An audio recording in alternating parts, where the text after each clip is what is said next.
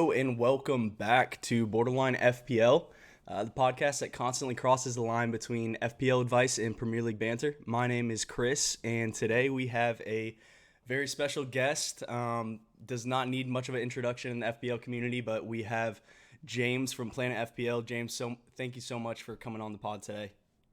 Pleasure. Thanks very much for the invite, mate. Although I've now found out that you're an Arsenal fan and wish I wasn't here. That's fair. That's totally fair, to be honest. But hey, maybe we can have an actual discussion about top four and everything that's going on Do at we the have to? moment. Yeah. I'd rather not. Hey, I'm not counting you guys out. I'm definitely not. It's too early for that. We don't have a striker either, so it is what it is. But yeah, guys, thanks so much for tuning in. We're gonna talk a bit about kind of how we're doing in game week 25, what our current scores are. We're gonna talk about a little bit in depth about Brighton United today, what we expect the results to be. Maybe discuss a little bit about Man United's current struggles, currently what's going on there. Maybe some players not really in form, and not performing to the level that we expect them to. And then we'll go into detail about double game week 26, which is why you guys are all here. I know you guys want to hear specifically probably James's thoughts on the chips and what's going on. Bench booster triple captain is highly anticipated, even though it's very individualistic to each team. We can definitely give some highlights on thoughts and logic on what to play this week. And then we will, discuss some of the actual fixtures coming up in double game week 26, and we'll go from there, guys. So let's go ahead and jump right into it. James, I will go ahead, since I have the power to share the screen and you do not. I will go ahead and... I do not have the power. You do not have the power. I will go ahead and share my screen. So this is what we're looking at right now for my team, James. I wildcarded this week in game week 25, obviously with anticipation for hopefully my next game week is essentially a free hit for game week 26, and setting myself up okay. I haven't decided on my lot, or I guess my strategy for game week 27, with a lot of the players I have. I'll show my team and how it looks going into 26, but this is what we're working with right now. We're on 38 points. Obviously, I'll get Kilman off the bench for Cancelo since he didn't play, so that'll bring me up to 45.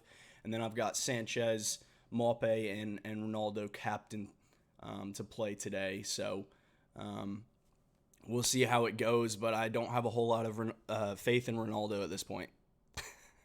You've already sold him, haven't you? Yeah, he's already gone. He's out. I'm so sick of looking at him in my team. He hasn't brought me any joy since the first week I had him, which was actually when his debut against Newcastle. And I haven't held him for that long. He's been in and out, but yeah, that's the last time I felt any joy of having him in my team. So, but yeah, we got the double clean sheet with Liverpool. Salah continues to not be able to score against Burnley for whatever reason, and the rest of the midfield was very disappointing, and at least I got a goal out of a striker, which most people can't say this week. That's a rarity. I know it. What are your thoughts going into this United Brighton game? How do you think United will line up? I saw this morning that, or I guess it was kind of late last night, that Cavani's still out. So do you expect Ronaldo to start? Yes. Yeah, I would definitely expect Ronaldo to start this evening. Mm-hmm. There's also been some rumours last night and this morning that Pogba hasn't trained, possibly. I did not see that. And I think Fred is back, so that's possibly just a straightforward change. Mm-hmm. It's a really interesting one to watch, actually, because Brighton are a really awkward team to play against, in the sense that they are not frightened of these games. They will go to Old Trafford and they will certainly have a fair share of the ball. I wouldn't be surprised if they have the majority of the ball, which possibly plays into United's strengths a little bit in terms of the counter-attacking pace of Sancho and Rashford particularly. Bruno Fernandes running on from midfield. It could play into their strengths tonight, but they also don't look particularly capable of keeping the ball out of their own net at the moment when opposition teams do go at them. That said, conflicting again, Brighton can certainly stumble over themselves in the final moment, although played really well at Watford on Saturday. It's a really difficult one to call. I think that says a lot about United that we don't look at tonight and think that's a straightforward home win. Yeah, well, absolutely. I don't think Brighton this year at all is a straightforward home win for anyone. I think they're a tough team to play against. Potter's got them playing really well. But yeah, particularly like you said, the United defense is a worry. I know you have David De Gea captain this week, don't you? How you feeling about that? Like, hoping he makes a lot of saves because it probably won't be a clean sheet. So Yeah, it's not the first time I've done it. Actually, I actually captained him in the previous double as well, and he got me 8. So I mean, it could be worse there. I definitely need the clean sheet to get that again. But to be honest, my night is more than what De Gea does. It's more about Bruno Fernandes doing nothing would be ideal because neither you or I own him. So that's true. That's the one that's going to kill rank tonight. Is Bruno. To be honest, I mean, you've got Ronaldo, but as a non-Ronaldo owner, I'm not that bothered if Ronaldo returns tonight. It's Bruno Fernandes is the one that will hurt the rank. Really? Is Bruno higher EO than Ronaldo this week? Massively. Really? I don't think I even knew that. I guess it makes sense because a lot of people still aren't back on Salah, so they went Bruno for this week. So yeah, that actually makes sense more than I think about it, especially because so many people are fed up with Ronaldo or premium strikers in general this year, and I can't blame them because last double game week they had, I captained this man as well, and he did absolutely nothing. But yeah, I agree. I think, Bruno, I think I'll be so disappointed if he goes off this week because obviously last double game week was the first time he decided to show up the entire season, bar game week 1, essentially. And, I remember watching Black Box that week, and Az was saying that he was bringing in Bruno to captain him, and I was like, is this man crazy? He has not done anything all season. I don't understand it. And lo and behold, he popped off. So we'll see. I think you hit the nail on the head with if Brighton has majority possession tonight, that it may play a bit into United's hands. But I'll tell you what, James, I've been watching Ronaldo, obviously, because he's in my team. And it feels like every time they almost have like a counter-attacking, possibility, that Ronaldo's like panicking if he gets the ball played into his feet with his back to goal. It's almost like he won't turn a man anymore. He just can like instantly lays it off to whoever's behind him. And it almost like kills counterattacks a lot of the time when I'm watching United. And I don't know how that's going. I'm just going to say, I think it must be difficult for him individually to know that your body can't do the things that it's done for 20 years. I mean, he's one of the best dribbling players we've ever seen, certainly one of the most skillful. Mm-hmm. You're now in a position where the mind can still do it, but the body can't, right? Right. So that's going to bring in all sorts of things like hesitancy. I think he's also not helped by the fact that he's playing in a team as well that's obviously underwhelming. And now he's a completely different beast of a player. What he now needs is service in the penalty box. He's actually almost a complete waste outside the penalty box now. Yeah. Despite being one of the greatest players of all time. The United have not worked out a way to utilise him properly. Mm-hmm. It's really interesting. You obviously mentioned Az and Black Box. I remember obviously Mark speaking when United bought him about saying how United would have to adjust their style to get the best out of Ronaldo in terms of deliveries into the box. Right. They've not done it 6 months on. Yeah. We're still having the same discussion. So it's not all just on Ronaldo. No, absolutely not. His teammates haven't adapted to him either. Right. But I agree. I don't think Ronaldo is helping United's play at the moment. Yeah. Well, yeah, like you said, with Mark's analysis on Ronaldo and seeing that, when he was at Juventus, they were the number 1 team with crosses into the box and everything like that. And, he kept talking about how United will need to adjust to that. And he thought the key to that was getting Sancho and Rashford into this team and, players more suited to the winger role. Because at that time, they were still, we didn't know how they were going to line up. They were still playing with Bruno, and we didn't know how Sancho was going to slot into this team. Obviously, he's probably looked one of the better players for United off the back of the last couple of weeks. But Rashford just looks absolutely woeful to me recently. And it seems like I know you're saying that they haven't really adjusted their play to Ronaldo, but it almost seems like sometimes they're trying too hard to get the ball to Ronaldo in certain situations where I watch Rashford specifically, like last week where he had the ball on the left side and he could have either like basically taken it down the line or tried to slide a pass into Bruno. He decided to like knuckleball across to try and get to Ronaldo. And I just thought to myself, that's not typical Rashford. I feel like he would normally have better decision making and maybe make something happen in this scenario. So, yeah, I think the United. I wouldn't be surprised if Rashford got dropped today for Elanga. Yeah, I think I would personally. Remember, it's 5 days till Leeds as well, so Right. there's a little bit of a break of them. I think the pressure's on, isn't it? We also don't know how Alanga's reaction is to the penalty miss against Middlesbrough. That's true. So I think it will probably still be the same. The only change I see for United, possibly Tellez might come back in for sure, and possibly someone's going to have to replace Fred in the midfield. Fred replace Pogba, sorry, in the midfield area. Yeah, no, I agree with you. What are your thoughts on? I know there's a lot of talk around Harry Maguire recently. I know Broha had him on toast a bit on last game week.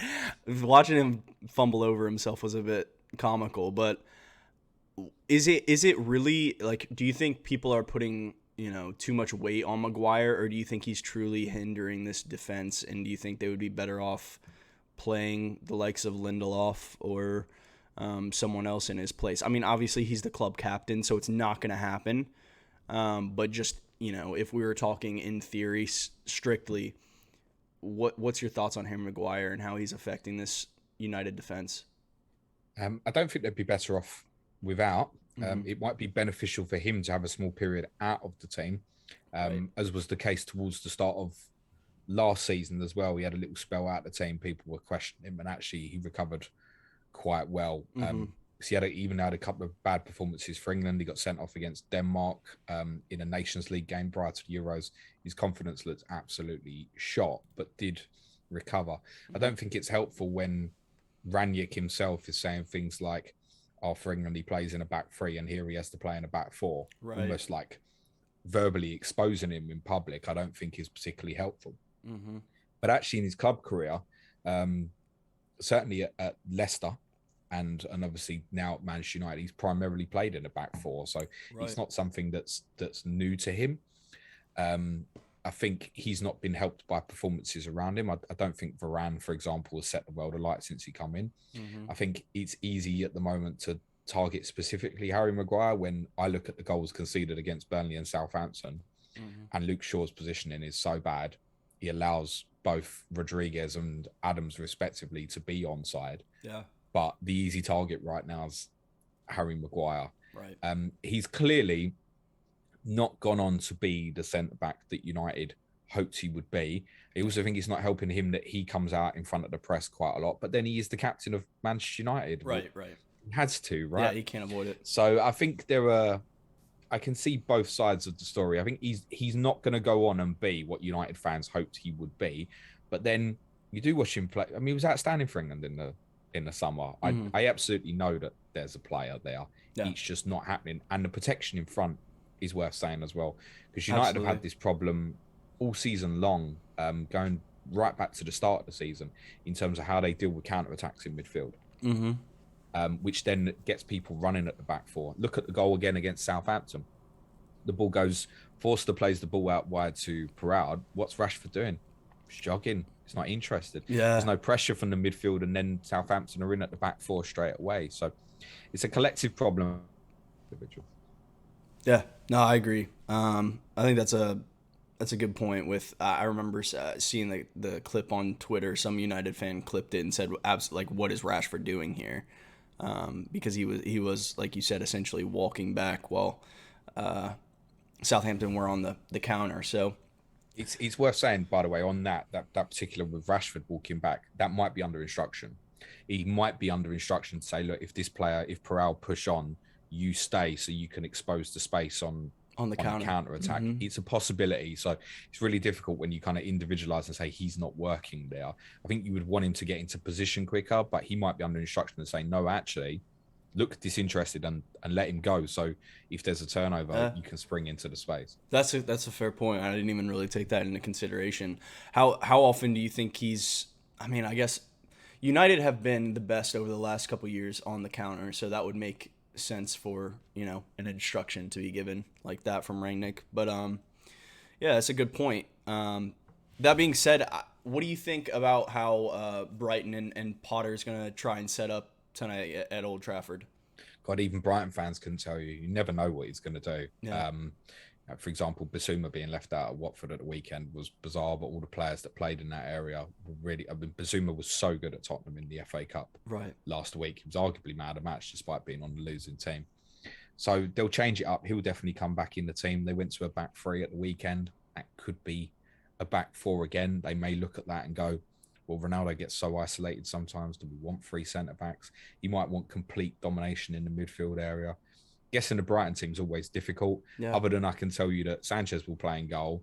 Duncan Webster will definitely play at the back in some form. Mm-hmm. Other than that, in front of it, it could be completely different because he'll have his own tactical structure for every game. When they played at Everton in early January, they played a 4-2-2-2. Similar to what United had been doing under Rangnick. They hadn't used it before. They haven't used it since. It was something specifically for Everton, and he might have a plan for tonight. I would expect the FPL assets of interest, certainly in terms of offensive, Maupay would be really surprising if he didn't play again. You've got him, haven't you? Yes, sir. I've got Trossard. I have no idea if he's going to play or I got red on wildcard of Trossard, so Yeah, that's understandable considering the COVID concerns. I wouldn't be sure if Lamptey will play again because of the quick turnaround of games. Brighton have really protected him. He's been back available for a couple of months now, and he's not often started. He's looked good when he's on. He's looked good. Always looks lively. He is rapid beyond belief. His little legs go like so quick. Still needs to work on his final ball and stuff, but I think that will come. He's an absolute weapon because if he's facing you up one-on-one, is a little bit like Adama Traore in the sense that Traore was more powerful, but pace is just too quick. If he pushes it past you, that's it. You're finished. Yeah, he's certainly rapid. I keep talking about, and this is obviously wishful thinking, but I would absolutely love him as a tandem backup to Tomiyasu at Arsenal. I think he'd be absolutely brilliant. I'd just like him as the first choice at Tottenham, mate. That too. That too. We'll get into that a little bit later on. I think it'd be fun to discuss our teams a bit at length, obviously with the top four race going the way that it is at the moment. You've bullied me into that, haven't you? Not really. It's not bully. Just because it's recent results. I've been an Arsenal fan long enough that at this point I know that the switch could flip at any point in time. And you guys could get two results this week somehow, beating City like you guys managed to do. And not away, probably not. Let's. But it could switch really quick, and we could be underwhelming at home against Brentford, and Brentford could do the double over us this season for whatever reason, and then the narrative's completely changed. That being said, let's see here. I'm going to bring up kind of how I line up for this game week in particular, if it will let me. Let's see, there we go. And we'll get into kind of how you're lining up as well. You should be able to see my screen now. I can. Perfect. So like I said, when I set up the wild card this past week, it was with double game week 26 in mind, hoping that this team would essentially be close to what I would want a free hit team to look like this week, along with giving myself options for 27. At this point in time, I'll be a bit in trouble for 27 because I've obviously got 3 Liverpool and two Arsenal. So I may either take a hit to field 11 next week, or B, just play with 10 men, or obviously C, I could free hit. But with this team, I don't necessarily think I need to free hit. I'll have Elise, Son, Kane, Broha, Cancelo, Ramsey, Maupay and Kilman. So I'll be light in the defense, but it won't be the end of the world, I don't think, in terms of how my team lines up for 27. I'll have most of the players I would actually want for that game week anyways. But yeah, with that being said, let's get into the discussion around triple captaincy and bench boost. I know you and I discussed this a bit pre, starting the recording, but I'm in tandem. You said that my bench was stronger than you've seen some teams bench boosting this week. Definitely. I want to get your thoughts on this because it's tough to look away from triple captaincy Salah with Norwich and Leeds at home. Have you decided what you're doing? I have not. No, I really haven't. Okay. What worries you most?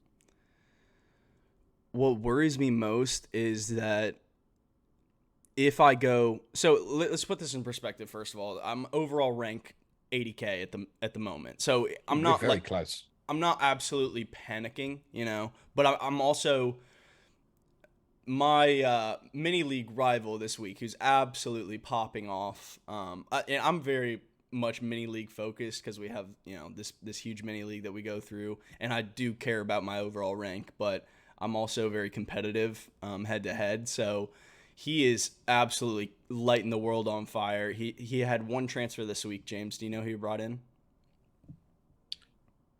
Jared Bowen. No, Adam Webster. Nice. So he's absolutely killing the game right now. Shout out Jake. I know he'll be watching this. So he's a big fan of playing FPL as well. And so, yeah, with that in mind, I just don't know how I want to attack it. There's talk on Twitter also of Trent captaincy this week, triple captaincy. I don't know what your thoughts are on that, just on expected minutes and everything like that.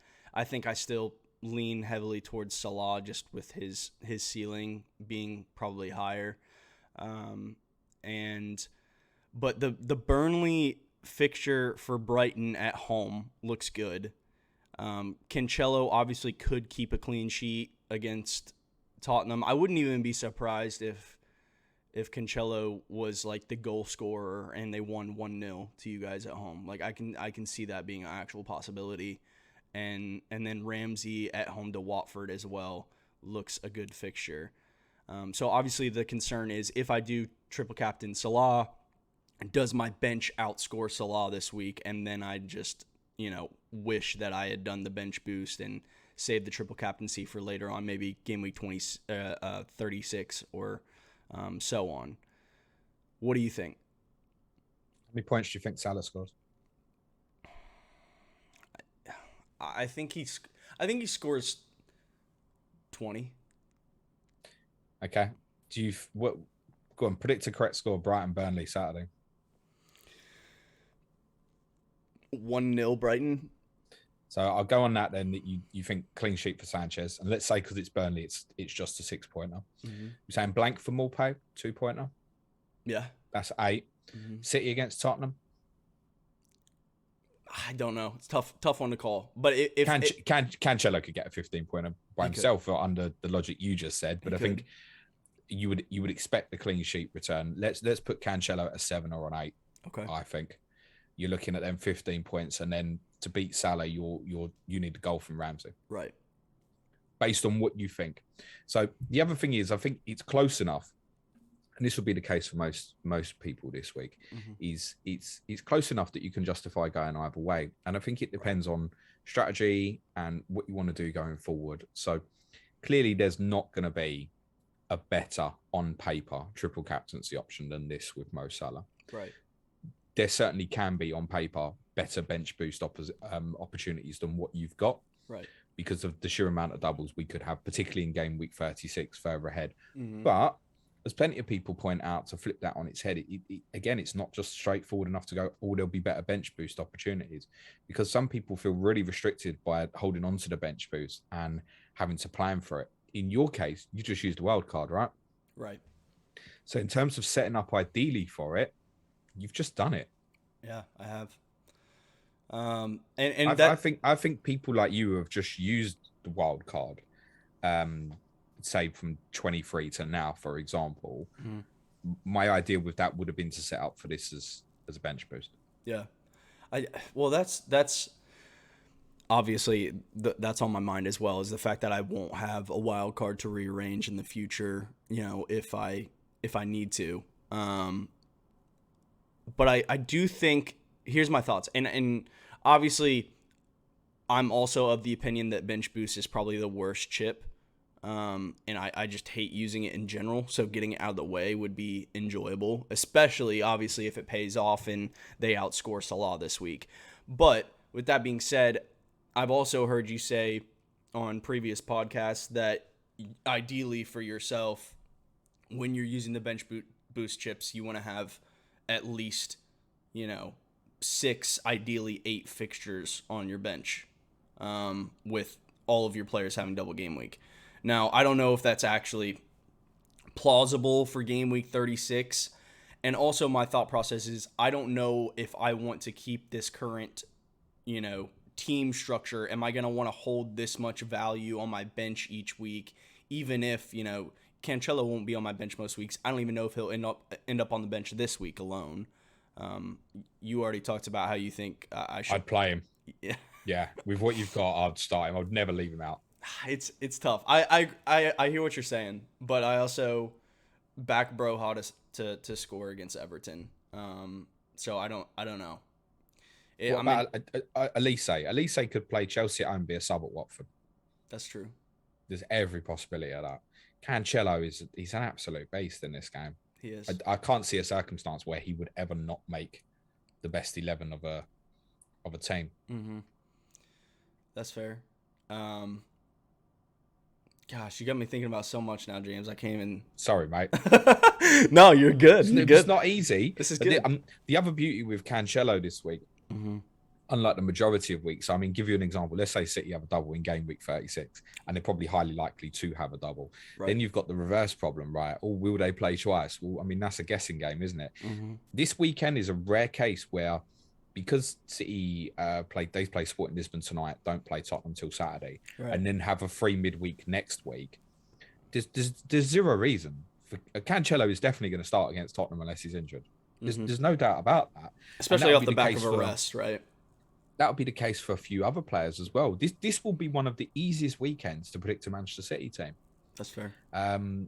So if you've got like Foden, for example, you look at it and go, he definitely starts this week. Even I see a few knocking about with Mahrez. If Jesus isn't back available, there's no reason to think Mahrez won't play. Grealish is probably out as well. So City's starting lineup, same with Kevin De Bruyne. City's starting lineup looks quite straightforward this weekend in terms of trying to predict. Whereas last week at Norwich, say you had the Norwich game this weekend, this had happened last week, that would be a nightmare. Yeah, that's the sort of thing that would have really put you off bench boost. But I think it's the sort of thing putting it forward now as well, because there will be people with, say, 2 Manchester City assets, maybe even 3, thinking, well, my players definitely start this week as well. And because of the amount of doublers I've got, a few of them, as per your case, you're thinking, oh, they're part of my weakest 3. Right. And then that really strengthens the idea of going for it. So you haven't got that fear this week. I would definitely want Cancelo in that team if you're not bench boosted. That's fair. Definitely. I don't know. Here's also my thought process, James, and maybe this is stupid and shallow, but I haven't gotten a triple captaincy return in the last 3 years. So I just feel like if I don't get a triple captaincy return out of Salah, Norwich, and Leeds at home, I almost give up on this game, because unless, what happened to me, what was it, 2 years ago when I triple captained Mane and he got hurt in the first game and didn't play the second one? Was that 2 years ago? I think it was. Yeah, I triple captained Mane that day, yeah. Yeah, so tough for sure. I think the value of the chips in terms of what you actually want them is quite important. And you can look into this week and go, well, if I triple captain Salah, I want 20 times 3, for example. But if you said to me at the start of the season, honestly, I would put the lowest value on the triple captaincy chip. If you said to me at the start of the season, James, you're going to triple captain, it's going to get you 10 extra points. Okay, yep, thank you very much. Because exactly like what you just said, how often does it miss? You have things like Mane happen, etc. Right. The bench boost, I would want a minimum of 16 points. So I value it higher. That's purely on the basis of, if I was to do it in a double game week and have 4 players with 2 fixtures, 2 times 8 is 16. Right. Even if they do nothing for me, Yeah. even if they all blank, that should be 16 points, if as long as they start, which doesn't always happen, obviously. So the value I would put at the bench boost as higher, but because Salah's got this, it's changed the game, isn't it? Right. So there's a real opportunity with triple captaincy. I'm like you, I'm going to triple captain Salah, and I'd think, yeah, do you know what? The possibility of how good that could be is massive. It's also a rare week going forward now again where he's going to actually, for those who triple captain him, he's going to act as a differential. Right. For those who don't, they're going to be losing on him. And the weightage of the chip is now, I want more out of it than what I would have wanted in pre-season. Whereas my idea of what I'd want for a bench boost hasn't changed. Right.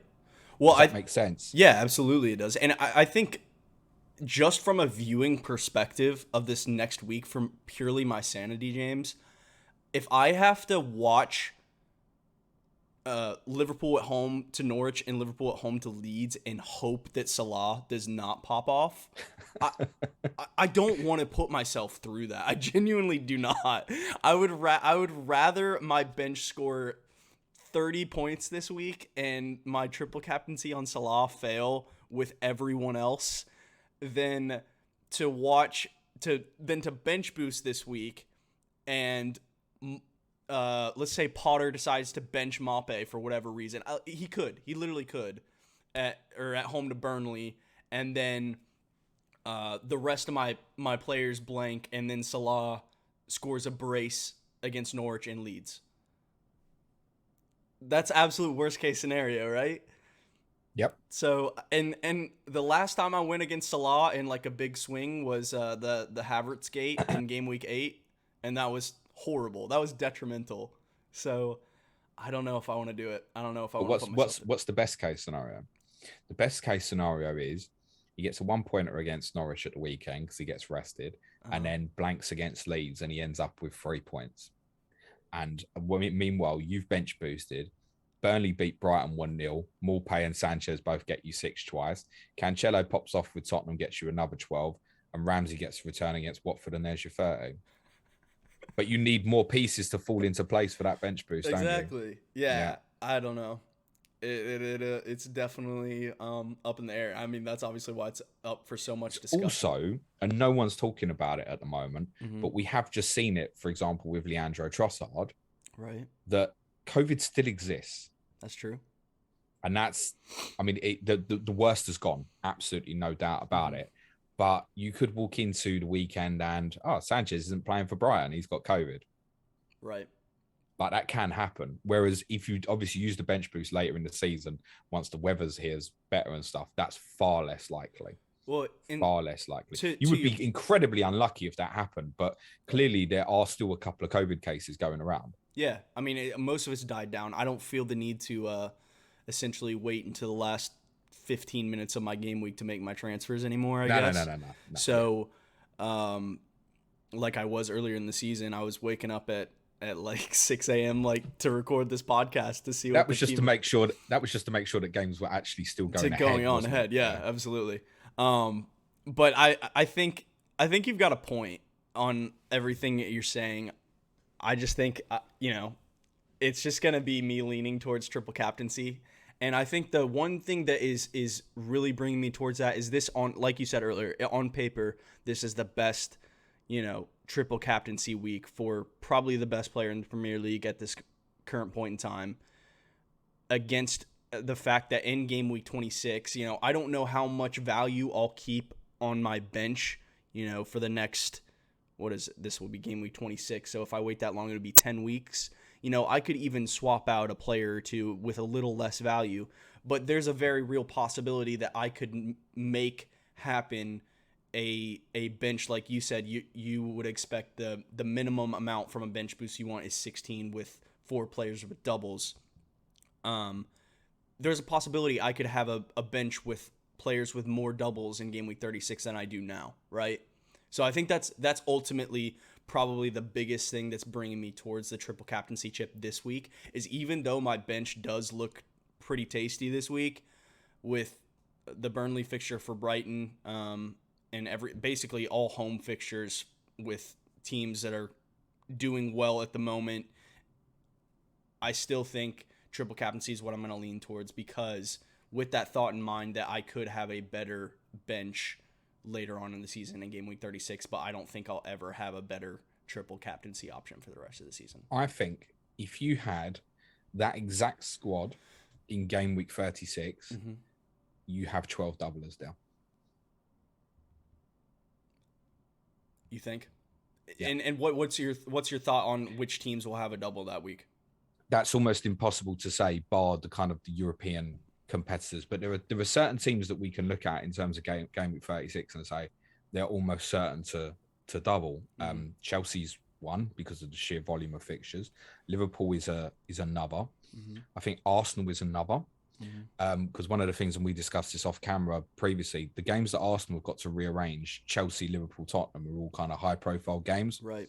Where Sky are going to want to show the coverage of them, so they're not going to smash one of them games on the same night as the Champions League night, for example. Right. Chelsea and Arsenal can go into game week 28 on the Thursday, which is really important to say.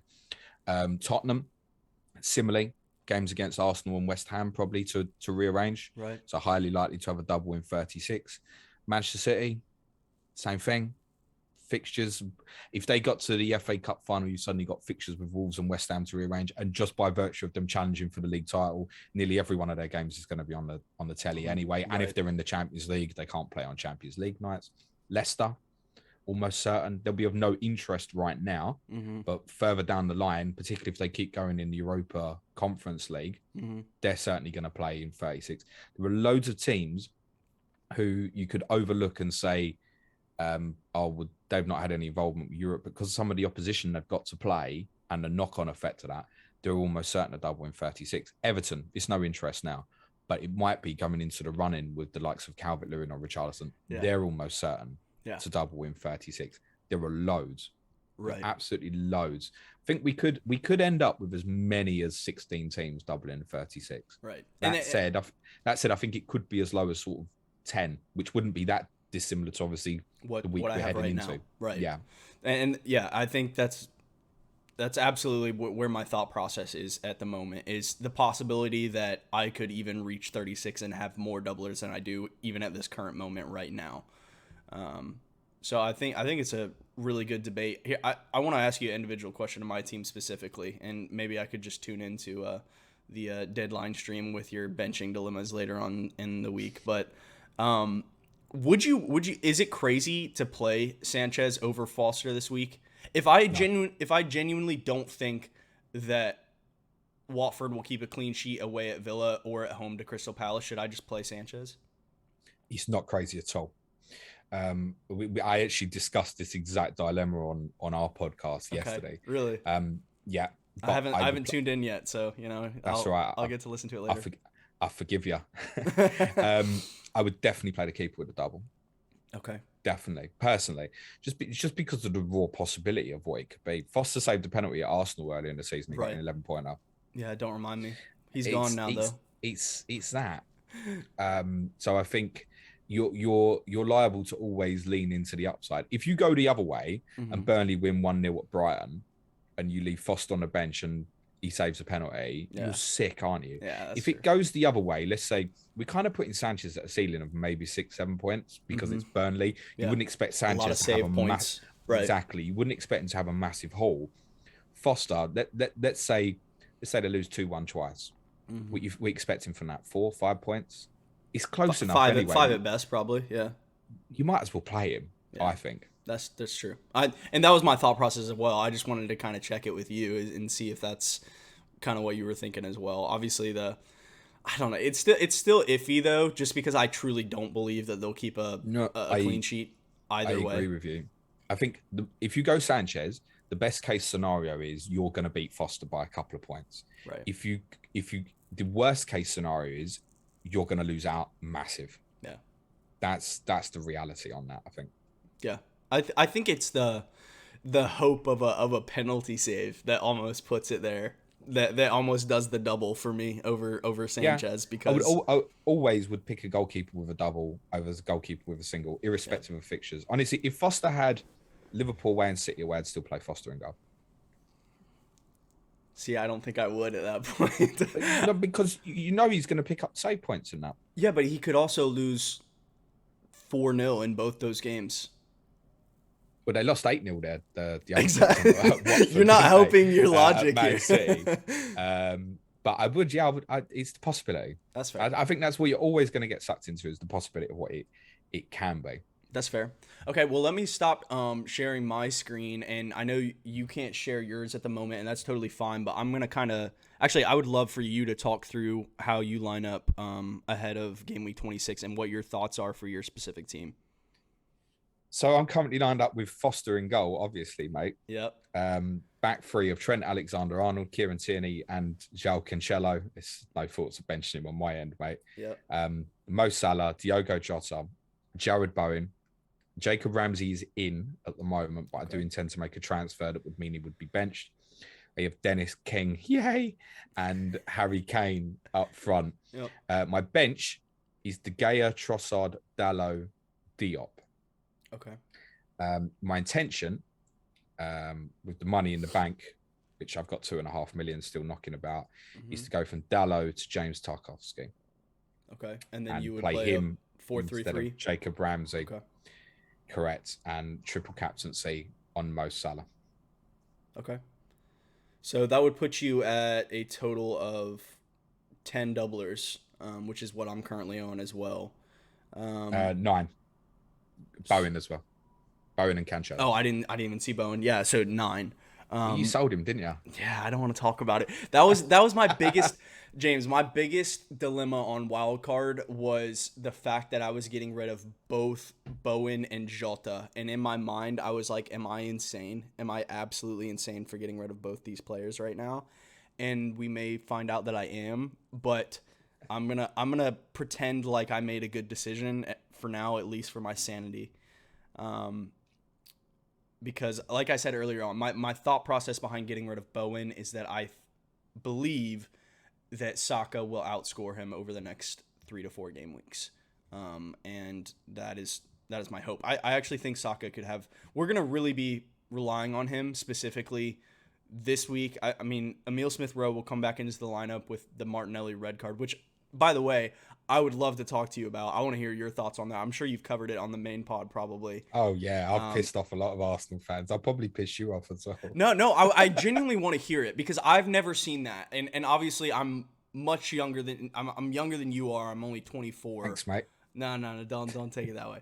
I'm only 24. So and honestly, I've probably only been watching the Premier League with like a lot of, enthusiasm for the last 8 years. So you've watched plenty more football than I have, and you have practically a photographic memory when it comes to games that you've watched. It's incredible to listen to you to talk specifically about Spurs games that you've been to and watched to live.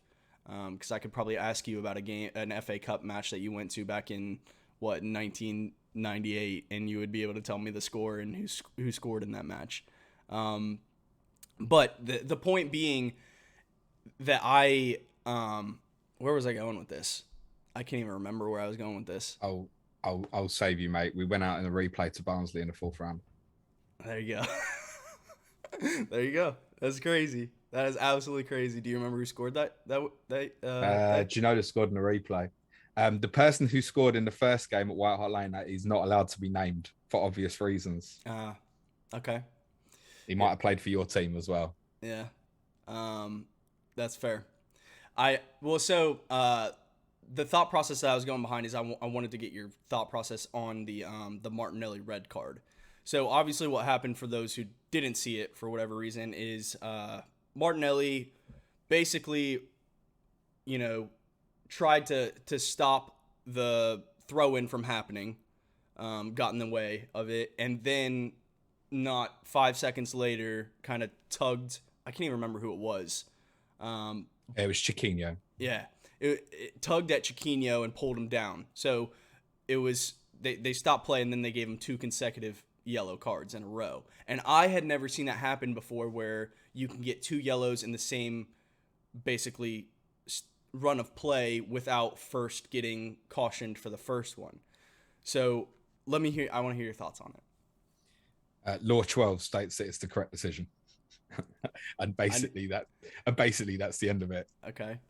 Well, It's very unusual. I think what happened was, the thing was, Martinelli didn't just try and block the throw in, like it was very blatant. He literally kind of stretched out his arm to literally try and block the throw in with his hand. The throw in happened. It's definitely a yellow card offence. Whereas if that was someone stopping a counter attack in the middle of the pitch by a foul, you'd go, that's a yellow card, isn't it? Referee's got to play advantage. When the advantage is finished, he's going to come back and you yellow card the player. That would be common practice. So this is no different to that. Then the same player, I think what Martinelli thought was, he won't have the guts to book me twice. I'm just going to barge this guy over. It's also a clear yellow card offence. Yeah. So yeah, 2 yellow cards. And as soon as it happened, that's what I thought, he's getting sent off here when I was watching it live. Because it's 2 yellow card incidents. Yeah. Well, I think a lot of the times referee would bottle it. I think it's fair to say, but I think we have to, for a change, give the referee some praise in terms of what he did. And I've heard he's been slandered all over the place. What he actually did was apply the laws, and there's still people saying, yeah, but that's not right. But that's the law. He's applied the law correctly. Yeah. If you want to hate the law, hate the law. But the reality is they're both yellow card offences. If that same thing happened, where rather than kind of stopping the throw-in, and the first foul happened on the halfway line, he stops the counter attack, then goes out onto the wing and hacks another player down. Right. It's 2 yellow cards, isn't it? Yeah. It's not actually any different. It's just a really, really unusual circumstance. It has happened before. It happened to Chris Baird for Northern Ireland in a game a few years ago. I saw that. But it's really, really uncommon. Because as well, most of the time when someone commits a first foul, they're probably on the floor themselves making a slide tackle. So then to get up to do the second tackle is really unusual. Right. But nobody can say to me neither of them are not yellow card offences. So the referee's completely right. No, I don't. And Arsenal fans need to stop moaning because they won anyway. Okay, fair. Here's my, I guess, rebuttal to that is that I agree with you that both are yellow card offenses. I'm not gonna act like they weren't. I think my thought process is, and obviously the current circumstances at Arsenal Football Club being Red Card FC anyways doesn't help the narrative. Yeah. And every football fan thinks there's an agenda against their own team. Go and speak to any football fan. Yeah. I don't necessarily think there's an agenda against us. I think we bring it on ourselves 90% of the time. I think what Arteta said in his press conference does resonate with me a little bit, with him saying that's almost like a red card that you want to have to give, just because I think like and obviously it doesn't matter at the end of the day because we won and so on, but if Martinelli would have known he was cautioned for the first throw in, he would not have made that second tackle. And I know that they were playing advantage, so he shouldn't necessarily know that, but me as a watcher, I didn't even know that was a possibility until obviously that happened. I was texting my friends, one who's a football ref, and I was like, is that actually applicable in the rule book that you can give someone a yellow for the same basically run of play without first cautioning them and stopping play first? And he said, yeah, I mean, it's very rare, like you said, but it's a possibility. And the irony is that ever since Arsenal ran that, I don't know if you saw it, but ran that no red campaign with the white jerseys in the FA Cup. Yeah, that went well. We've had 4 red cards. I think Arsenal have just been contriving to find as many different ways to get players sent off as possible. It's become a bit of a running joke, isn't it? And I get Arsenal fans feel like they're being victimized, but it's just I'd say to Arsenal fans, right, go back and look at the red cards and tell me how many you think of those incidents generally weren't. I mean, Xhaka got away with a red card in the game in the game against Leeds in December. Yeah, he very easily could have been sent off. Well, don't get me started on Granit Xhaka. I cannot not every time stand him. I absolutely cannot stand that guy. Let me put it to you another way, right? Let's say the throw-in incident didn't happen, and let's say Martinelli fouls Chiquinho and he's running towards goal. He's trying to stop a clear counter-attack, and the momentum of an attack does influence the decision because he's stopping an opportunity. Right. So let's say that's a yellow card. Let's say Chiquinho then gets up and pushes him, and Martinelli pushes him back in the face. Mm-hmm. But that's another yellow card, isn't it? Yeah. The referee's not going to book. Say that happened. He's not going to give Chiquinho 1 yellow card and Martinelli 1 yellow card. That wouldn't be fair. On the second offence, they both deserve a yellow card. Mm-hmm. So he's got to equal 2 yellows to make a red. It's just really unusual. Yeah. That's all. Yeah, that's fair. That's totally fair. Okay. Well, that being said, I know we kind of brushed over your team a little bit, but what are you expecting out of your Watford double up for your strikers? Eight or I guess you have points, a triple up. You have Foster in goal as well. I would expect Foster to outscore the other 2. Yeah. I'd expect King and Dennis to get 2 points each twice. That's 4. And I think I could probably throw maybe a 4-pointer in for Foster, maybe a 1 and a 4 to make it 5. Yeah. So, no, I've got no real expectation on it. But I also don't see, in terms of the forwards, anything to move to. Foster's not a certainty to stay. Mm-hmm. I could take a hit for Ramsdale.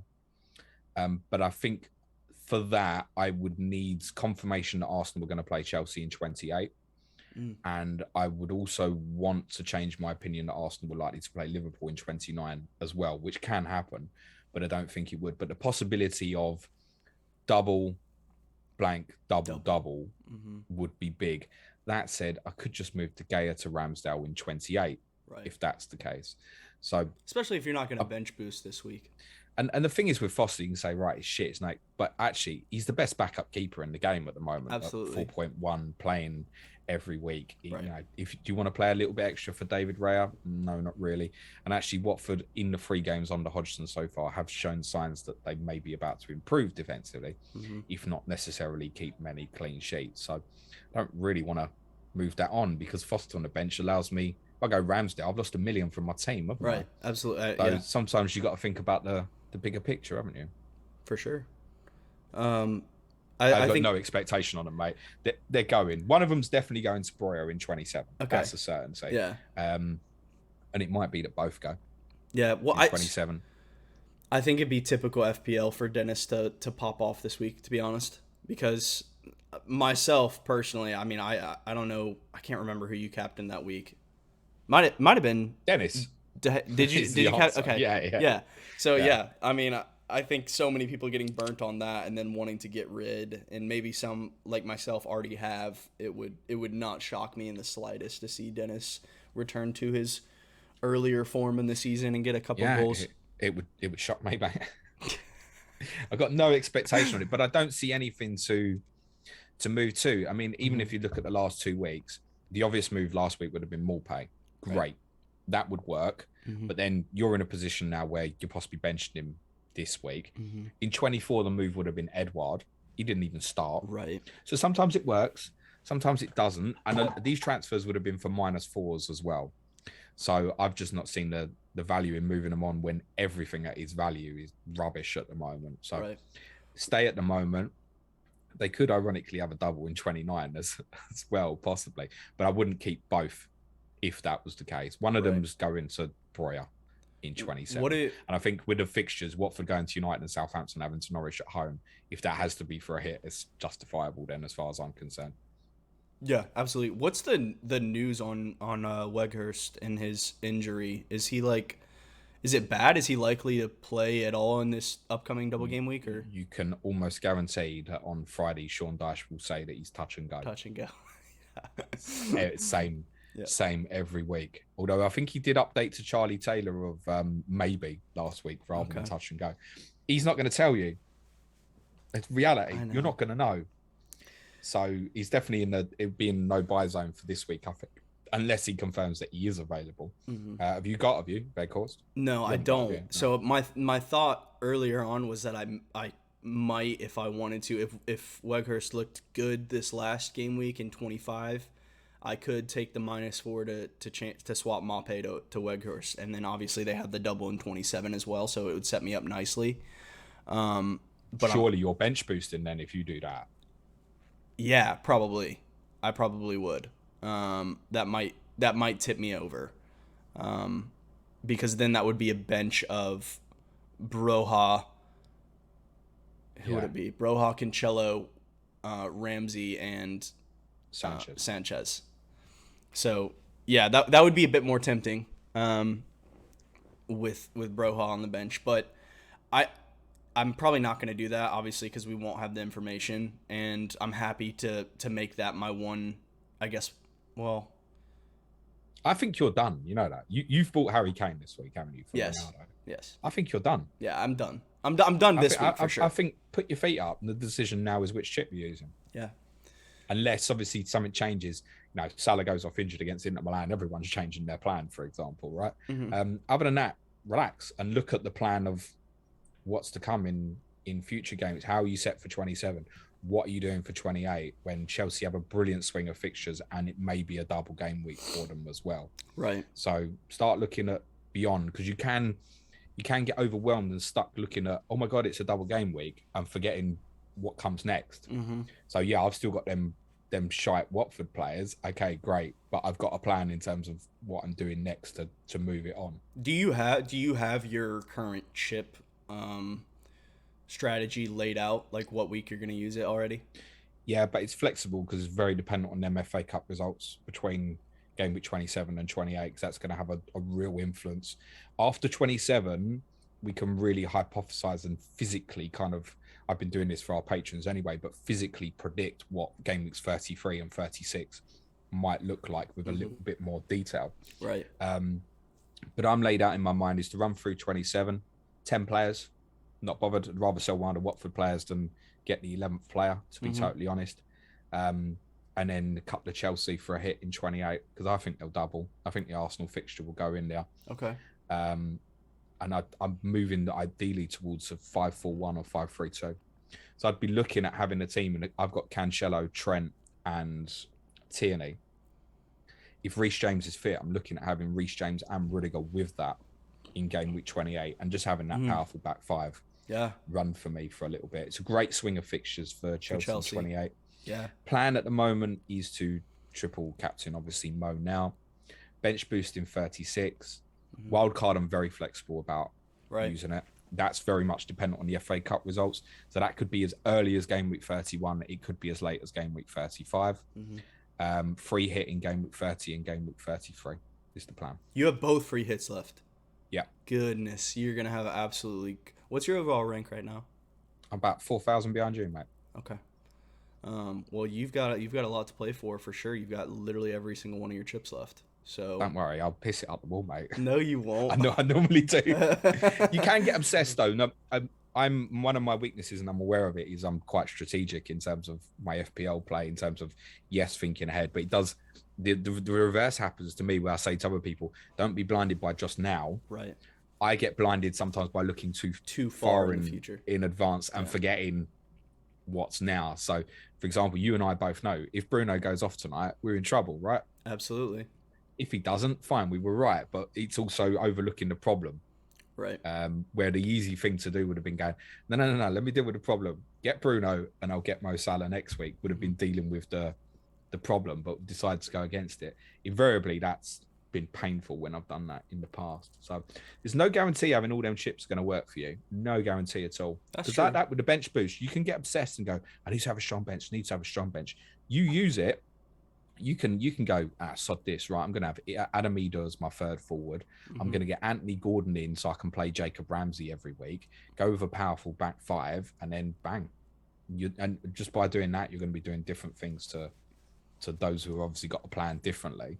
Right. Obviously, in my case, when I use the wild card, is going to have an influence in terms of how strong my bench is. So I'm quite comfortable to move towards people like Adam Eder to say, right, I can have a weaker bench, because I know when I want to use that bench boost, the wild card that I still have in pocket will allow me to set up towards that. But it doesn't always work, mate. I've wild carded a week before bench boost with 30 potential fixtures before, and only ended up like 21 or 22 fixtures. Like, it's incredible. So yeah. And the later you leave it in the season, the less teams have to play for, right? That's true. City could have a great double in 36, for example, just to use it. City have got Newcastle at home in 36, right? So City could have, in theory, in game week 36, Newcastle at home and Brighton at home. But if Liverpool have narrowed the gap on them, if they've got to the FA Cup final and they're in the Champions League final, try guessing City's team for those two league games.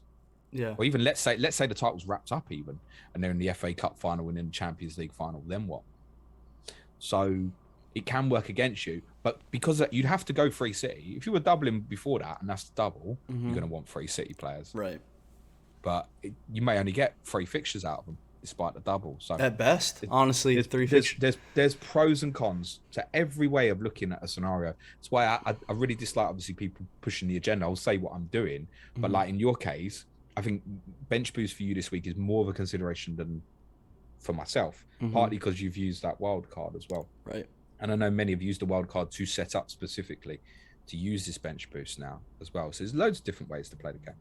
Yeah, absolutely. There's always different strategies to go for, but I've always, and you say it's a weakness, but I think a lot of the reason a lot of people really enjoy listening to you is because you are so strategically thinking about FPL and kind of the layout, and you bring so much like knowledge in terms of what fixtures could fall when and everything like that. It's fun to listen to. It's fun to think about and try and plan for. So I believe in you, James. It's less fun when I'm wrong.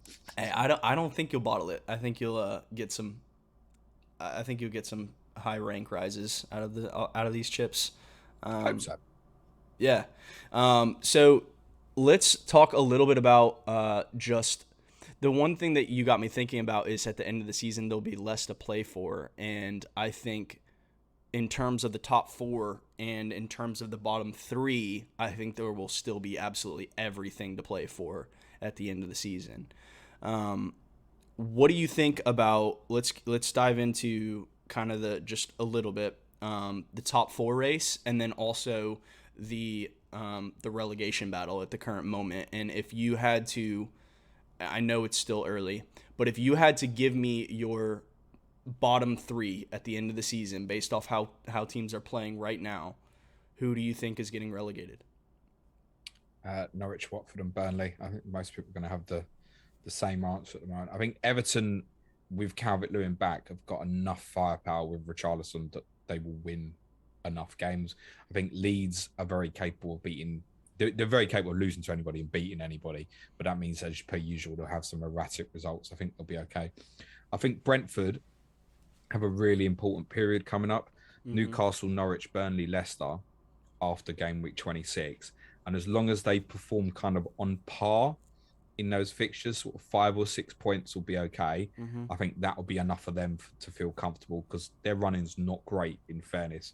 That little period is really good. They have a really bad period, Brentford, kind of game weeks 30 to 36, where they could get nothing.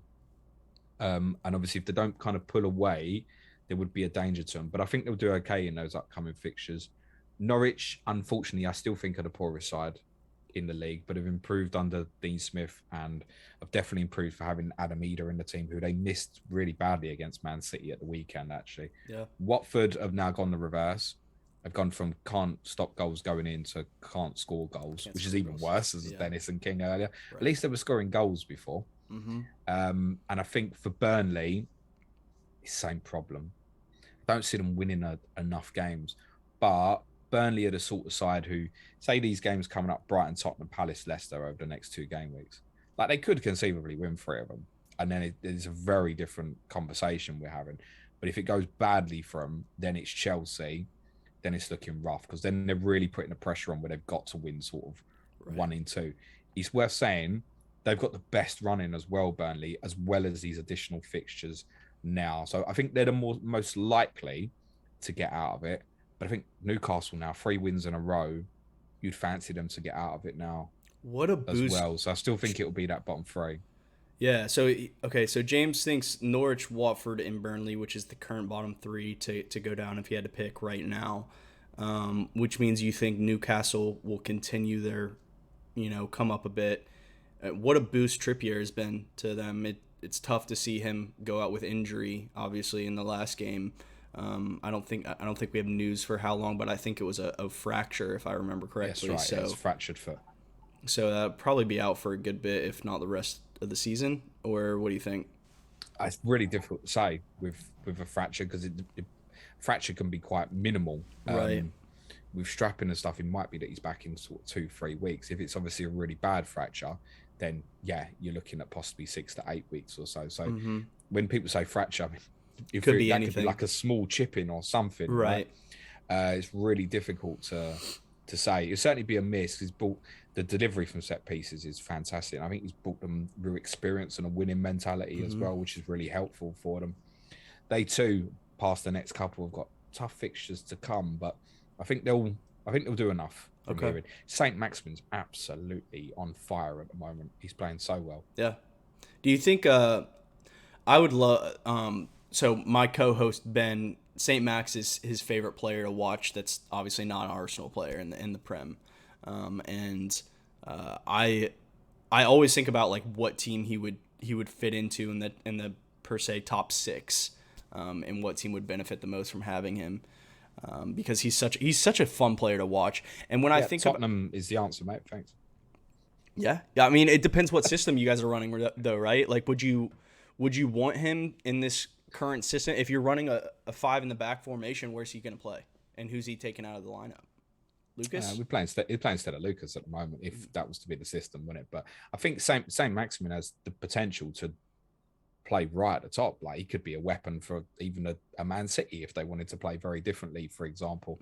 I think I could see him in a Chelsea shirt, actually. One of his problems has been avoiding injuries. He could certainly work for the likes of Arsenal as well. I think some of his performances recently will have a lot of Europe's big clubs really having a look for him. But it's worth saying at the moment, I don't think he'd leave Newcastle. He's absolutely adored there, and it's obviously a project which over the next 4 or 5 years could become something brilliant. And I think he wants to be a part of it at the moment. So wouldn't see him leaving. Especially, I mean, Newcastle obviously. What happens if someone says to Newcastle is 60 million for him? And you go, well, that's a lot. And what Newcastle are going to say? Yeah, actually, we need the money. Don't do they? So it would only be if they had to level out FFP, which, to be honest, because Ashley was so tight in his expenditure, Newcastle had a spare 200 million that they could spend anyway. So it's not a problem for them at the moment. That's true. That's very true. Yeah, I kept saying throughout the season that I don't think Brentford are necessarily safe yet. I don't see Leeds or Everton getting dragged into it. I think Lampard will turn it around a bit at Everton, and I always think Leeds have enough to get through, even though they've been choppy. I mean, they've been injury-ridden like pretty much all season, it feels like. Bamford's been out basically all season, and Rafinha has done so much for them in terms of that. And yeah, I think you're probably right on it. Norwich, Watford, Burnley. I still think Norwich could somehow, if they continue this run of form, somehow get out of it. I don't see Watford, especially under Hodgson, turning it around at all. What did you think about that appointment? I thought that was so random. I think it's a good appointment, actually. Yeah, because they're a short-term football club anyway. It's great for Roy Hodgson because the worst-case scenario is he gets sacked in a couple of weeks anyway, and he gets a big payoff. I mean, that's true. People said, why would he take the job? Money. Yeah. It's fairly obviously, isn't it? He's got experience. He's definitely improved them defensively already. And interestingly, if you look at their home games left, Palace, Arsenal, Everton, Leeds, Brentford, Burnley, Leicester. Arsenal's the only one there that stands out as tough, which is in game week 28. Their home games at the end, their final 5 are all winnable, and that will decide what happens with them. Yeah, not the other games. And that's what I was saying about. I think the end of the season is going to be absolutely crazy in terms of probably more so the relegation battle, but even more so the top 4. So I'd love Norwich to get out of it. Really, really would, because I'd love to be proven wrong. And it would be everybody was proven wrong to completely write them off. I'd never heard anybody say actually don't write them off. Yeah. Even Norwich fans were a bit kind of doom and gloom about it. So I'd love them to get out of it. That would be an amazing achievement for Dean Smith if he did. Yeah, absolutely insane. Absolutely insane. That would be. Well, okay. Let's talk. I know you don't want to talk about it right now, but let's talk about top 4 and what your thoughts are. So, like, if I'm not going to bring up the table at the moment, but if we look at it, West Ham currently in 4th on 41 points, 25 games played, and then there's United behind them. They obviously will play their 25th game today on 40 points. So if they beat Brighton at home today, they'll go into 4th. Then there's Arsenal, 22 games played, 39 points.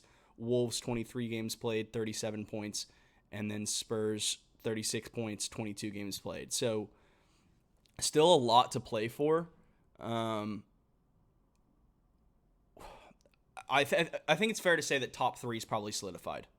Yeah. Yes. City, I'm in agreement Liverpool, with Chelsea. that. I've heard a few people saying, I've even heard Chelsea. I saw a few Chelsea fans saying at the weekend that the league results were good for them. What, City and Liverpool won, mate. So I don't see how it's good. But we're going on, like United and Spurs have dropped points and West Ham have dropped points. And you'll find them, mate. Chelsea will finish third. It's almost a certainty. I agree with you 100%. Even though they've looked a bit dodgy and they haven't played in the Premier League in what seems like forever at this point, I think they're totally fine in that third place position. What does Tottenham specifically? Obviously I always love hearing your thoughts on Tottenham because you're so knowledgeable. What do you have to do, and what do you think the main problem has been these past 3 weeks? Obviously a tough run of form at the moment. Conte not getting what he wants out of the team. What's the fix? Because I think if you guys can get Son and Kane firing, and obviously people want to talk down on Spurs, but Kane did have 8 shots, 4 on target against Wolves last game week. So I'm not completely shutting you guys out. If some of those can become goals and you guys can tighten up in the back, you guys could easily make this run. So what are your thoughts moving forward on that? The first thing Tottenham should do is try and go back in time about 4 weeks and reopen the January transfer window. Would probably be a good starting place. Yeah. The problem is what he's done is, I think, and Conte has to take some of the blame here for this. I think what needs to happen next is needs to change his formation to go midfield 2 is not working. He played a midfield 3 at Leicester, and we all saw the team Højbjerg, Winks, and Skip and went, oof. But it was brilliant. It played really well. Obviously, Son was absent, so it was Kane and Lucas actually through the middle, and he's not really suitable to be playing in the front 2. But obviously, Kane and Son now, that would be stronger. And now you've got probably Bentancur to put in that midfield 3 instead of Winks. That's what I think he needs to do. He's played Bentancur and say, look, Bentancur and Winks, they're both decent footballers. Winks had a nightmare the last week or so. Bentancur wasn't great on Sunday. But I think he needs someone to do the running for him. We've definitely missed Oliver Skip. There's a lot of people talking about Eric Dyer and his leadership at the back, but Oliver Skip's been a big miss as well. So I think in the short term, changing that midfield 3 to Bentancur with Højbjerg and Skip and just allow them to run, allow them to be annoying and progressive and stuff, and actually just go and get in support of the front. So to do that, you need to change in systems. So it needs Bentancur to drop into one of the centre-back positions. The wide centre-backs become full-backs, and the wing-backs have to literally become wingers. That's why I would now go into a position of playing Lucas Moura at right wing-back. Not necessarily against City this week. Yeah. But to make that system work, the right wing-back is going to essentially play as a winger anyway. So I think, let's go with it with Lucas, because the other 2 clowns, they're not up to anything. Emerson got better on Sunday in Tottenham fans' eyes because he didn't play. And that's what happens with Doherty as well. When Emerson plays, everyone thinks Doherty's good. Yeah. And when Doherty plays, everyone thinks Emerson's good. There's basically what happens with the 2 of them. Emerson is still better than Doherty is. It's beyond bad. Yeah. So that's what I'd like to do. Whereas it will look quite negative on paper as kind of a 5-3-2, but actually within possession, you could have Lucas and Reguilon as 2 wingers essentially, and it becomes a 4-2-4 in transition. I think that's what Tottenham have got to do. The major problem that's happened in the last week is the teams we've played are teams that are capable of pressing. Wolves do it extremely differently to Southampton, because Southampton really do it at 100 mile an hour. Right. But Wolves have a kind of really strategic and tactical setup to their press. You can see that particularly on the second goal that they scored on Sunday. Whereas if you look back at Tottenham's results in sort of December and stuff, the teams that can't do it really not very well. Norwich, Brentford, Palace, right. It's not the same. So it's the playing against pressing teams as a massive problem at the moment. So I look at Tottenham going to Leeds in game week 27 as well, and I think that's a problem. Right. Look at Everton pressed against Leeds at the weekend. We got Everton at home in 28. Honestly, if Everton can press against Tottenham the way they press against Leeds, that fixture will be a problem. So the big things that Tottenham need to do immediately, I think, is change the system, get Dyer's experience and leadership into the middle of the back three is crucial. Romero and Sanchez look lost, having to kind of take ownership and responsibility for it at the moment. Who would your Oliver, ideal back Oliver three be? Ideal back three would be Dyer, Davis left, and Romero right. Okay. At the moment, that misses a little bit of pace. Romero's not slow, in fairness. Davis, for his faults, gives it decent balance. And if you're going to transition from a 5 to a 4 within play, right, that suits better. You don't want Sanchez ending up in the left back position. It just doesn't really work. So I think Davis, that's got to be a priority position for Tottenham in the summer. Davis is the left-sided centre back. And it will look like a weak team on paper. But to go back to what I said at the start in terms of Conte's giving himself a problem, if you move to that system now, say a 5-3-2 that converts to a 4-2-4, right, you've only got Winks in reserve in the midfield position. You've just brought Kulusevski in. Where does he play if the front two is Kane's son? Where does Bergwijn play? And also, if you're not going to use Lucas as a wing back, which I think there's a growing call for now, then when's he going to be involved? Because even in-game substitutions, what are you going to do? You're taking Kane or Son off for like Bergwijn and Lucas? You're really restricting yourself. Yeah. And that's why I think, because of the makeup of the squad he's been left with, he's really trying to persist with, people call it 3-4-3. It's more 3-4-2-1 in my eyes. That's because the personnel of the squad is better set up to a front three at the moment. But I think he's got to look at it and go, it's too many problems. That performance at Leicester was the best this season by miles, and it was playing that way. I think Tottenham have to try it again. Yeah. At City at the weekend, it's 5-5-0, mate. It's completely different. Just men behind the ball and pray. Yeah, I agree. I think I've always thought that Spurs, squad is interesting at the moment in the sense that how Conte wants to play doesn't necessarily suit a lot of your players. Like you said, I maybe this is just outside perspective and you may disagree with me, but a lot of the time when I see Bergwijn play, I think he's one of the best players on the pitch for you guys. And it's tough to find him a position at the moment because he's more suited to playing on the wing, and you guys are playing this, almost like 5-3-2 formation, where it's Kane and Son up top, and then you've got the wing backs, the center backs, and then your midfield three of choice, whether it's Skip, Bentancur, and Højbjerg or whatever it is. And then you're missing Lucas, or you're missing Bergwijn, or you're missing the new signing. I'm not going to attempt to say his name, from Juventus. Kulusevski. Yeah, there we go. And it's that I think that signing from Juventus really made me scratch my head, because I was like, he is more suited to playing towards the wing, correct? We played as a number 10 when he came on Sunday. And I actually thought, despite what you see on social media, he actually thought it was probably Tottenham's best player in the final hour of the game. Okay. Yeah, I mean, I saw he had that one shot that if maybe it was on target, could have gone in towards the end. So, okay, that's fair. I don't know how Conte plans to use him, but obviously there was a thought process behind the signing. It'll be interesting, for sure. I think the idea was giving competition to Lucas, ideally. With Bergwijn, he wants to use Bergwijn really as a striker, as the backup to Kane. That's how he sees him at the moment. Unfortunately, I don't think Steven Bergwijn is going to be good enough in the longer term.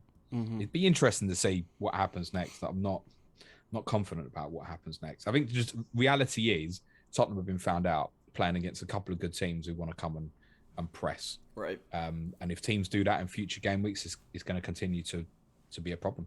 Well, listen, I need, as much as from an FPL perspective, I would love for you guys to perform relatively well, because I'm doubled up on Son and Kane at the moment. I'm not going to pretend like if you guys did poorly, it would be the end of the world for me. But I think what are the keys to getting Son and Kane firing in the way that, like, we all know, like, last season they were absolutely unreal together. And what do you think has changed? Because not a whole lot, I mean, other than, I guess, the system has changed in terms of, players around them. Do you think? I'm trying to think about how to frame this question. I guess the question would just be, what's the key to getting them firing and playing together in the way that they were last season? It's probably more counter-attacking football, in all honesty, which is something Conte can obviously do. I think Kane, over the last month or so, is the best he's played probably since last April. So he's fine. I mean, he had 3 more shots than any other player at the weekend in the whole league. Right. So in terms of his shot volume, it's always a good indicator with Harry. What's his shot volume like? The shot volume is really high again, back to kind of almost peak levels of sort of 17, 18 and stuff like that. So no concerns about Harry. Blanking at home to Wolves doesn't. I mean, Harry never scored against Southampton. I can't tell you how he didn't score in that game. Sonny's not fit at the moment. Is more the big problem. He's obviously had a hamstring injury. He's played the 2 games. He probably shouldn't have been playing as long as he did in both of those games, but it was a necessity. Hopefully he can build up his strength and stuff this week. You are right to say he does have a good record against Man City historically. And the only way Tottenham are going to get anything out of that game on Saturday is if Sonny has a weldy. But I think they can work together in any system. It's the problem is getting the ball to them. Right. Doesn't matter if Son plays left and Kane plays as a 9 or a 10, or if they play together, they will link and find each other. They have a good relationship. The problem is getting the ball to those 2 players in the first instance is the bigger problem. Right. That's what needs to change. So from their perspective up top, it's almost irrelevant. That's fair. And yeah, I love listening to your perspective from that, because I don't think I really think about it that way when I watch you guys play. I guess the key is just getting them the ball and letting them make it happen. And I think if you would have told me 10 weeks ago that I was bringing Kane back into my FPL team, I probably would have slapped you, because I would have slapped myself as well, because I've done the same. I had him for that brilliant run he had sort of game 12 to 15. Because of Salah's sheer form, I ended up not captaining Harry at all. Right. But I couldn't believe, like, Brentford at home, we won 2-0, Norwich at home 3-0, and he's not even got an assist. Right. I can't believe it. And actually, you could feel there was the start of a turn of form maybe coming for him, but you just think it's not justifiable for the money. Right. And it's the same now. Yeah. It's not really justifiable for the money. But obviously now Salah's back and you've got the double and things like that. Yeah, fine. It's not about Harry scoring in any game. I always fancy him to score. He's not a good FPL asset at the moment, but most people probably don't need the money elsewhere because of Lukaku, Fernandes, Ronaldo, Aubameyang's left. The other options are Jamie Vardy's not fit. Where else are you actually even spending the money unless you really shove it? What I'm thinking of doing is shove it all in the back defensively at the back. Yeah. Well, yeah, I think especially because of how poor the forward position in FPL has been performing throughout the season. You know, bar Antonio, the first 3 game weeks of the season, nobody's been consistent. If I had to give my ideal maybe 4 forwards to choose from for the rest of the season, Kane would be up there. It would be Kane, probably Broha, and then maybe, I mean, you could put a healthy Weghorst up there. I don't know how well he's going to perform. Maupay's been pretty consistent, hasn't it? Maupay's been decent, yeah. So I'd go out of Mida and save the money. That's true as well. You could do that. Okay, well let's talk about really quick. We're gonna start wrapping up soon. Just if you had to pick who comes in 4th, 5th, 6th, what do you think for the rest of the season? And then I will grab a couple of Twitter questions that we got, and then we'll wrap up if that sounds good. I think Arsenal 4th. I just think yourselves and Wolves of the 5 chasers are the best defensively. I think you've got more goal scoring potential than Wolves, though. I think you could see Wolves have like an amazing run game week 28 to 32, but they won't win all 5 of them. They'll have some sloppy draws in there and stuff. Whereas I think if you dominate games, you'll win them with the midfield firepower, Saka, Martinelli, whether it's Smith Rowe, Odegaard, even if Lacazette's not contributing, and Tierney from left back as well. I think we'll definitely get attacking returns as long as he stays fit. So I think you'll finish 4th. It's definitely not beyond, and you know this yourself, Arsenal's ability to shoot themselves in the foot. Absolutely But not. I think Arsenal, with the fixtures as well, really should finish fourth from here. I think United by default will probably still be fifth.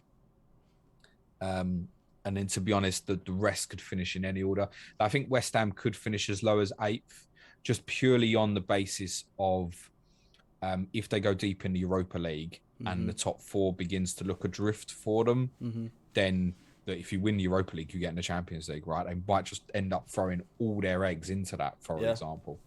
So I think like Tottenham could finish anywhere between fourth and eighth. I wouldn't rule this out. No, absolutely not. Surely because of the firepower of the front. So I think we've still got to go to Liverpool. We've still got to go to Man City. If you mark them down as 2 defeats, I think we can afford to lose one more game. If we lose more than another 2 games outside of those 2 I mentioned, then fourth will be off. But it could be anyone. If United sort themselves out, same thing, right? Got the players and the individuals.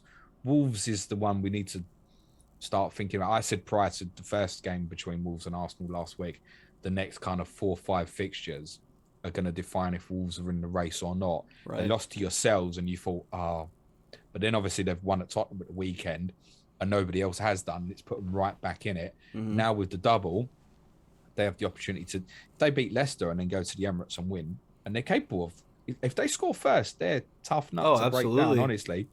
And then West Ham, so they're playing teams in and around the area at the moment. If they perform well in the next 3 games, they're very, very serious. Defensively, they're really good. Really good. But they've got the same issue as yourselves. If you take White or Gabriel out of your back 4, or suddenly if you remove Cody out of Wolves' back 3, and Cody, Kilman and Sace are all playing really well, but it's just moving any component out of that at the moment, then it's potentially a problem. I think if Arsenal can keep the players fit, I think they'll finish 4th. Okay. Well, yeah, I think it's tough for me to envision that purely because we offloaded maybe, 6 or 7 players in the January transfer window and signed nobody. And especially... But the only thing about that is it's very different to normal seasons because you've got no European football, right? You've got no domestic football. It's just literally the 15 or 16 league games you've got left, right? That's it. So there's no need for rotation. You're just relying on those players to stay fit.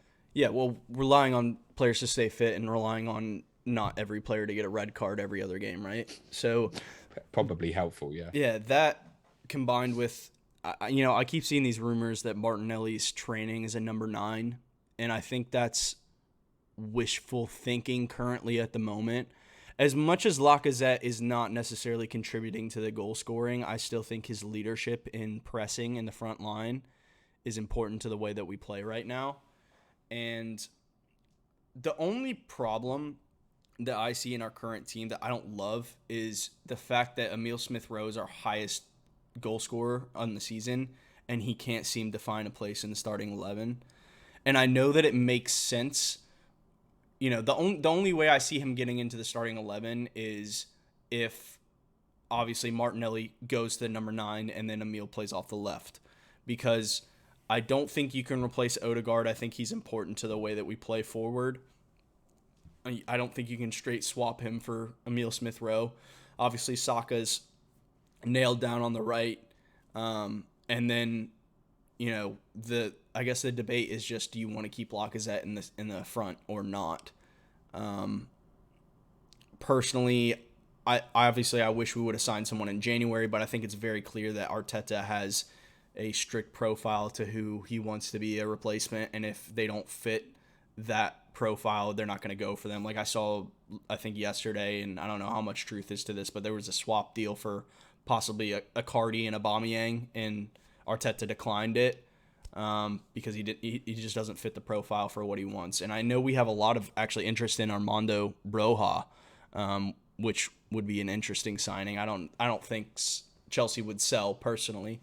But it's been, I know you keep saying you think Arsenal have the best defense out of all of them. I still think Wolves have a better overall defense than we do.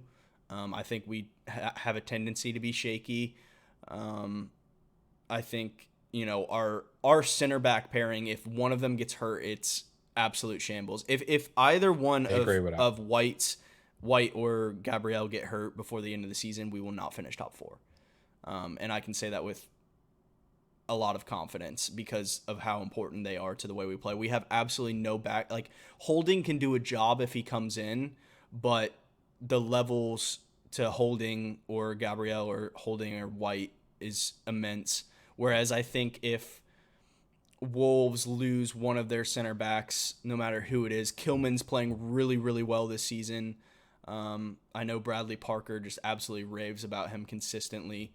And then I still is Bali hurt? Is Willie Bali hurt? Or is he just not in the team at the moment? I think Bradley Parker's very much of the opinion that he just can't get himself fit and stuff. I think that back three as well have been really good this year, that it's first choice in any case. I was a big fan of Bali, but I think injuries have proved too problematic for him. Yeah, that's fair. Okay.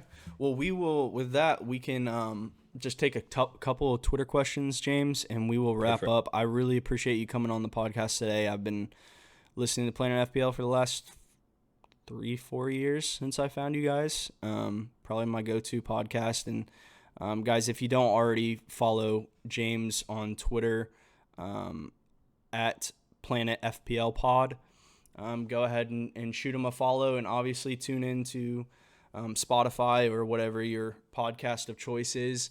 And if you love the content, go hit him up with the Patreon and support James and feed my kid. Yeah, the ability to do this full time, which I just think is awesome.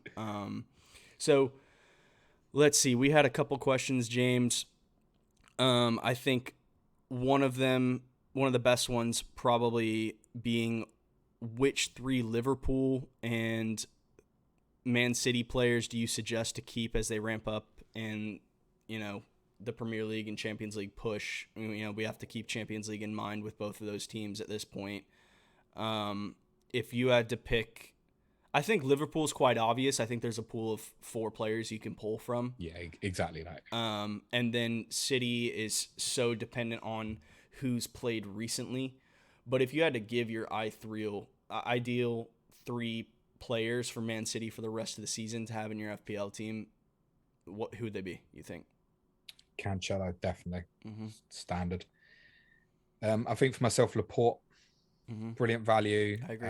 It's almost gone kind of unnoticed for most people. So he's going to be a player that keeps escaping me, by the way. Yep. But I think that you could go there. I think midfield-wise and offensively, I think probably still Foden for me as pound for pound value. Right. You've just got to accept what comes with it.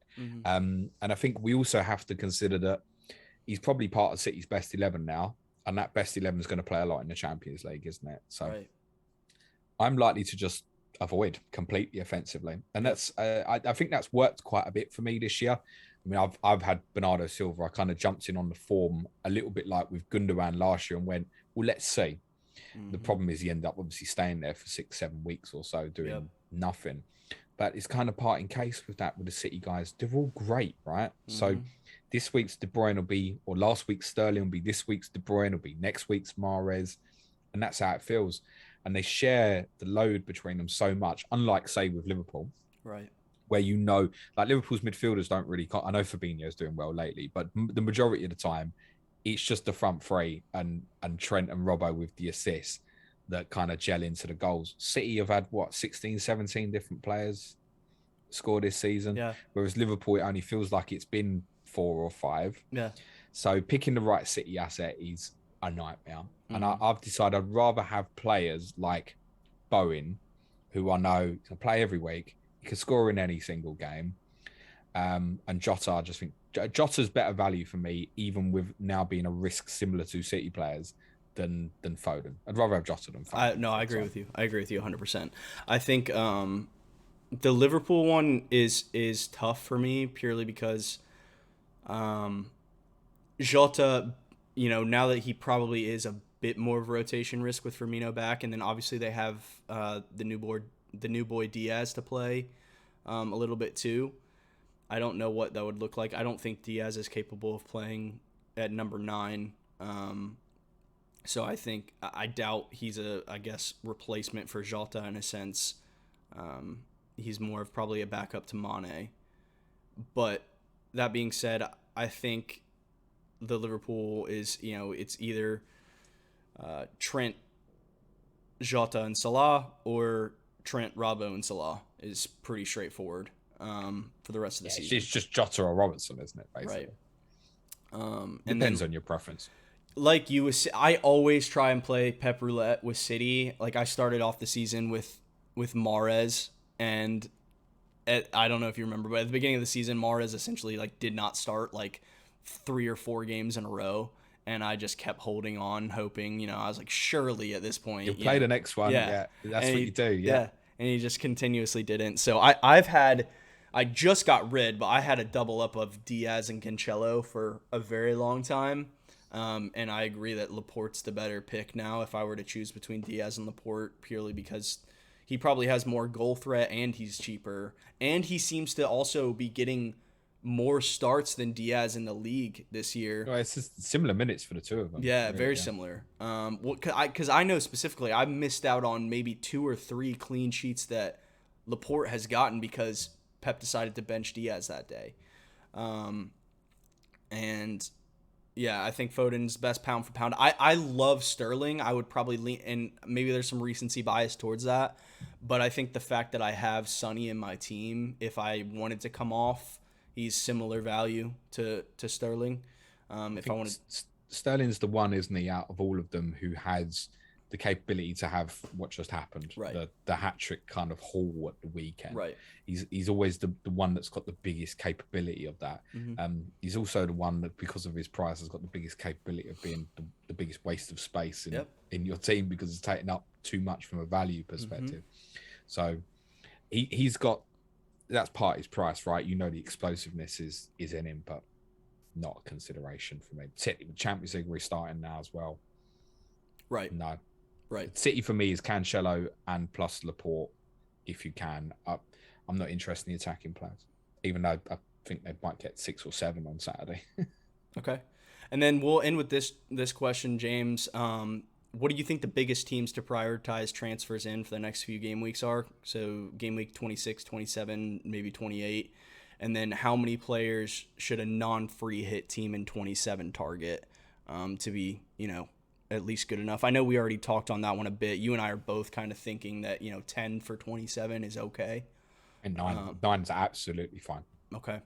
And then biggest teams to prioritize for the next couple weeks. What do you think? Depends a little bit on strategy. Mm-hmm. So I'll throw an interesting one out there for those who perhaps are out of free hits. Mm-hmm. Brentford. Tony, when he's back. They obviously play in 27. They have a good run from 27. Newcastle at home, it's Norwich away, Burnley at home, then Leicester away 30. Mm-hmm. So if you're without the free hits, someone like Tony, Rico Henry defensively, even David Raya in goal, it will cover you off if you're struggling. It's one less problem. You can bench it a lot of the weeks, particularly if it's like Rico Henry, but it's one less problem to think about. Right. So I'd consider them. Chelsea from 28, with or without double, because the fixtures they have from 28 are too good for a short period. I'm pretty sure the majority of the game is going to be buying a Chelsea defender in game week 28. Mm-hmm. So again, depends on strategy. So if you're without the free hits, Wolves double now, then good fixtures ongoing all the way to sort of game week 34 or so. And Leeds, I wouldn't discount Rafinha. Yeah. He's obviously in not the best moment, having been brought off at Everton.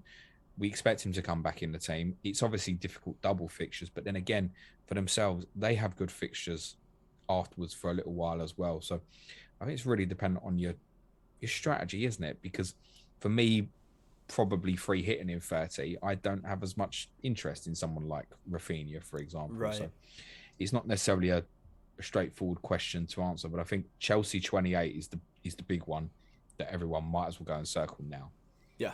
That's definitely good to think about. I think a Chelsea defender will have to come in for me in 28. Obviously, this is all thought process of, maybe even so if they don't have the double, but especially if they have the double in 28, they'll be a hot commodity for sure. Yeah, I think if they don't have the double, you can potentially put it off. Mm-hmm. But if they do, everyone's going to be doing the same thing.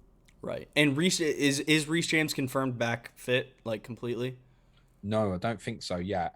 Okay. I'd like him to be, Mm-hmm. definitely. Because right now, as I said, my plan would be to get rid of Reece James Mm-hmm. in 28 is my thought process at the moment.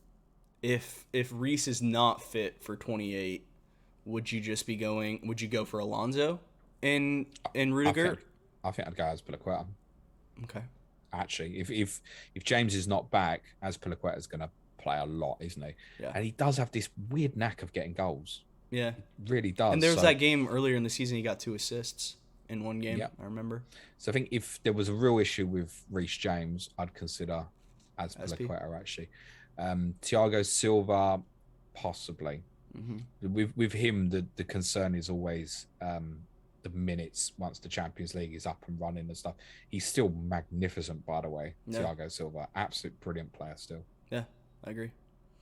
All right. Well, I think that about does it. We will really quickly do a player pick, and then we will be done. So you're taking the place of Ben this week, James. So I will let you know if for whatever reason you pick a player that he has already picked this season, because we're trying to not do repeats. Okay. But I'll start to give you a second to think about. I, for reference, have already used a lot of the big hitters. So I've already used Salah. I've already used who else have I used? I've already used CR7. Not that I would want to use him for 26 anyways. I've used Mane. I've used KDB. I think the one that's sticking out to me. Do these have to be goal scorers? They do not. No, absolutely not. So like I think my pick for this game week is actually going to be Trent. Yeah, but you got through 26 weeks and you ain't picked Trent yet. Nope. How did that happen? I don't know. Hopefully this will be the reason why, right? Hopefully. Wow. I mean, to be honest, I just assumed someone like that would already have been picked. I like to go a bit differential. So I've got a kind of a crazy. For instance, I've picked Chris Wood and Timu Pukki before I've picked Trent. So, it is what it is. I am going to say the sort of name that's going to really upset everyone in the double. I'm going to say Roberto Firmino. Okay. I love it. Yeah, that Firmino has not been picked. That would not shock me.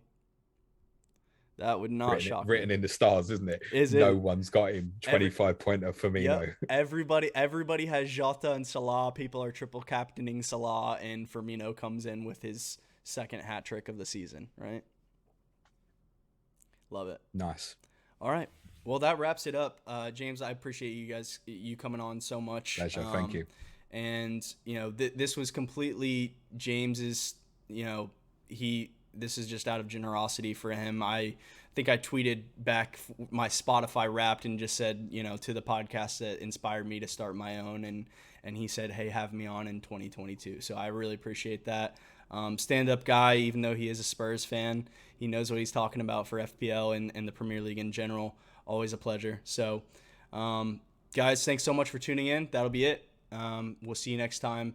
Go hit the follow button on our Twitter is Borderline FPL. And obviously smash a like.